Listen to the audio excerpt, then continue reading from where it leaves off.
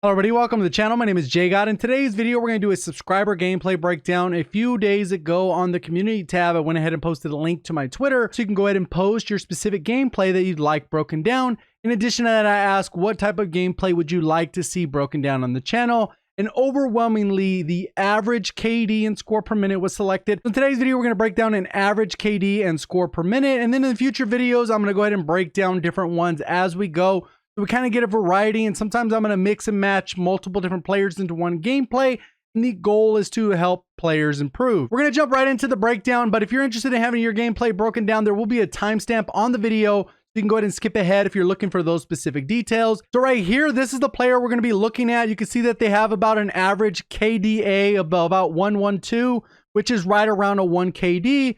Their overall score per minute is 166. The one you see in game is not accurate, so do not trust that one. There is a COD tracker that actually tracks all these different details, and it's about as accurate as you can get on these specific numbers. So that is right around what we're looking for in terms of average. So we're going to start it off with Shoot House 24/7. It looks like we're on a TDM match. And right here, they end up choosing the MP5, and they put an optic on it, so I'm not sure if they're going for reticles or whatever the case is. But typically when you submit these gameplays, ideally you're not going for challenges of any kind. You're going to see them use these nades quite a bit. Then they're going to go ahead and switch over to an M4 class with some thermites, and they pretty much get 0 kills with either of their lethals for majority of the gameplay. So anytime you're going to use frag grenades, ideally what you're going to want to do is go ahead and cook them until that when you throw them, the second they impact, they're exploding. So it gives that person no time to recover.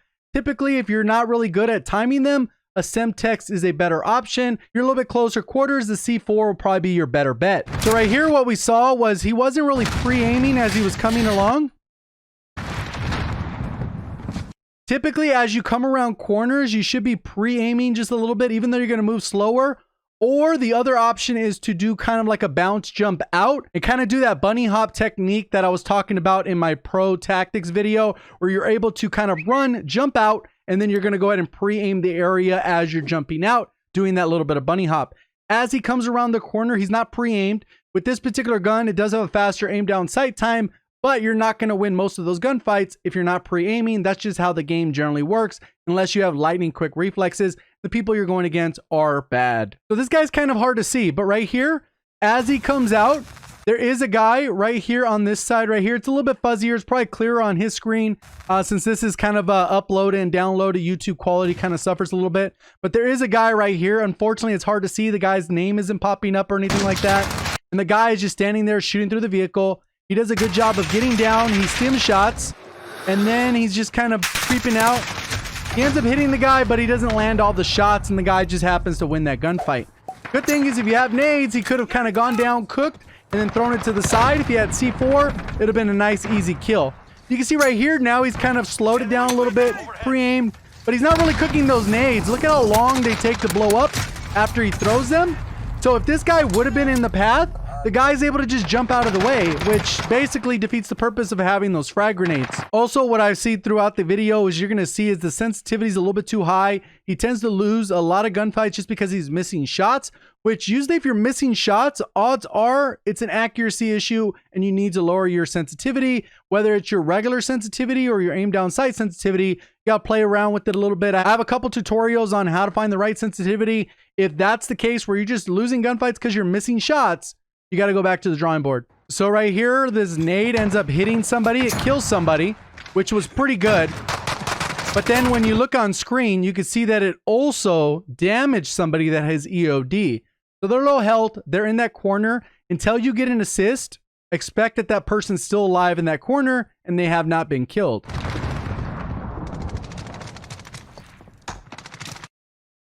Right here, you could also hear the footsteps of the other guy kind of running out through the door. You can kind of hear it right here.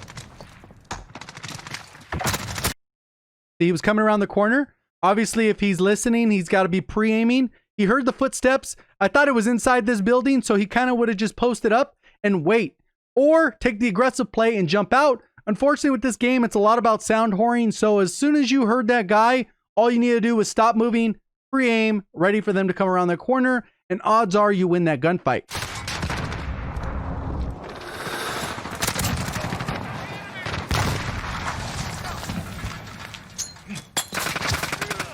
So that's another nade that was just bad. So nades are definitely not the way to go. He's gotten the 1 kill with the nade so far. I got another hit marker. And the other nade, you just throw it. That gives people plenty of time to grab it and throw it back. Or just to move.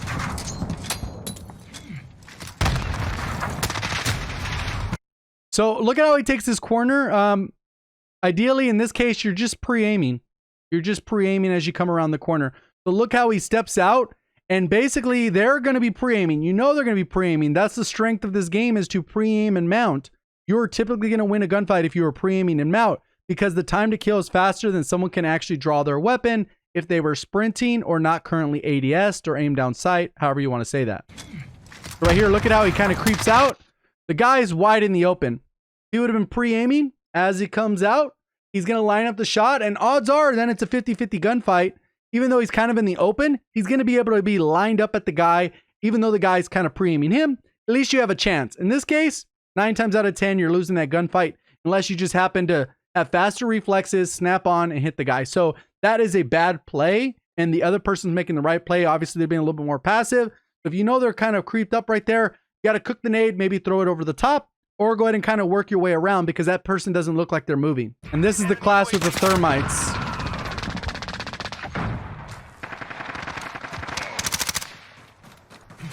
See, a lot of this time is spent throwing thermites and nades instead of focusing on those gunfights. He kind of like jumped out, pre-aimed a little bit. Comes out. He just happens to miss all of the shots. I don't know if that was a connection issue, because you can see right here on his screen, he starts dropping some connection there, I believe. So right here, he drops. And it looks like he's just missing a good bunch of shots. That guy just pre-aimed. That guy doesn't miss any shots. He was low health. The odds are he could have got that guy, but the guy basically was having him jump into the crosshairs. Snaps on, missed a couple shots, but was able to kill the person there.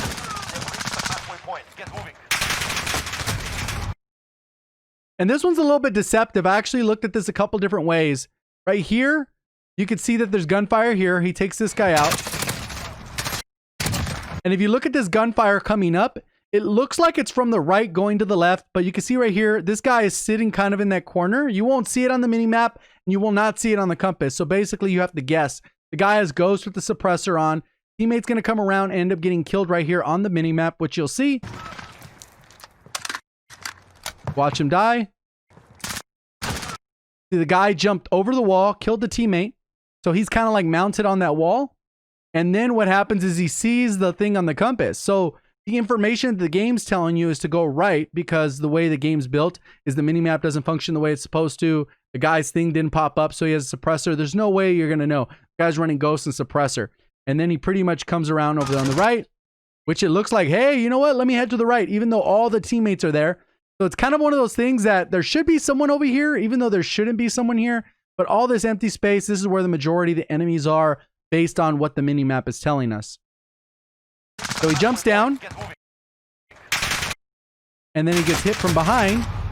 And you can see the guy is right there. So what ended up happening is teammate came through. This guy jumped up on the wall, shot his teammate in the back. The teammate did hear him. That's why the teammate turns his angle. And then he ends up taking him out. The guy does not move from that position. Don't know if he needs his mounted kills or what, but then he's ready to go ahead and take him out. So that you kind of got not going to really jump through this middle section generally almost ever. Middle of the maps are kind of a no man's land. You don't almost ever want to be in them.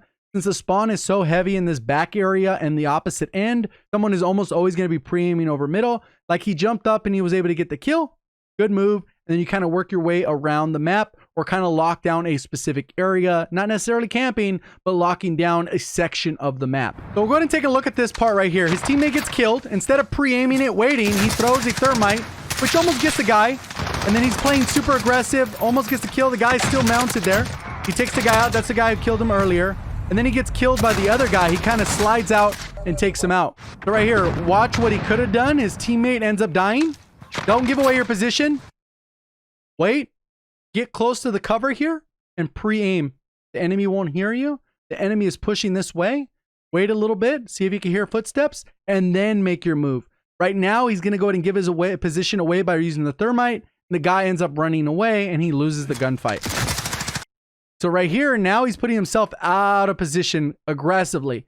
There could be teammates around the corner, which there were. Unfortunately, that guy mounted, fortunately, that guy mounted wasn't really paying attention to what was going on, or else he would have just been pre-aiming this way. So he comes out. That guy's running for dear life, trying to stim shot. The enemy over here on the top right has no clue. He stays mounted. He doesn't end up finishing the guy off. So he comes up, and you can see this guy is not even paying attention. The guy mounted has no clue. And then the other enemy, you can see him right here, posted up. And then there's one right here. And I believe there's even a guy on the floor as well. So there was like 1, 2, 3. They're all laying out over here. There's like a 5v1. There was another one right here. So it's kind of crazy that there was so many enemies right there. Obviously, if he pulled it off, he gets the ultimate flank. So skip ahead to the end. He ended up going 12 and 17 with a 0.71 KD. That's slightly below average of what he's doing, but typically a player who has about a 1 KD typically has matches a little bit below and a little bit above, and maybe once in a while they go off and they get a much longer streak. I think this person's longest streak is like a 19. So sometimes you get in those fluky scenarios where you just happen to chain it together. And the opposite end, you happen to get in those fluky scenarios where it just goes bad back to back to back. You got to kind of reassess what you're doing. You can see a lot of mistakes in this particular gameplay. So normally when I do these types of videos, I'm going to ask for gameplay through my Twitter. So I'm going to go ahead and link my Twitter down in the comment section as well as in the description like I normally do. You're going to go ahead and have to follow me over on Twitter if you want your gameplay broken down. I used to do it. People would link their videos in the comment section and then I'd have to filter through. It would get auto blocked on some of them because it's a link. And this is just the most convenient way possible. I leave a post and then people leave their post down below. So like in this particular case, I said the overhaul doesn't look like it's coming. And then I said the channel with the intent on helping people improve. Doesn't matter how good or bad you are, submit gameplay. Reverse boosted lobbies will be ignored. Link to video to this post helps keep it easy to find. This one was a little bit vague for the first one, but in general, I don't want any commentary in the gameplay. So if you have your mic on and you're talking and you can hear it in the gameplay, I will not review it. Just not how it works, because then I can't watch it the way I just did and only focus on the gameplay. I don't want any webcam. I don't want any people talking about how amazing their M4 class setup is. I don't want any of that. This isn't about getting your YouTube channel shouted out. This is about you improving as a player and us breaking that gameplay down so many other people can improve. And then as I go through, there's a bunch of people that can have their gameplay broken down. This is the gameplay we broken down today's video. And you can see he went ahead, shoot house TDM submission, nothing crazy, nothing out of the norm. And then he basically went on, and there was plenty of other people that submitted, but there was people that submitted like nukes and they had thumbnails that were special and all that stuff. I just want a simple gameplay that is relatively average to how you play Call of Duty. Obviously, there's people that can drop nukes on a regular basis without reverse boosting.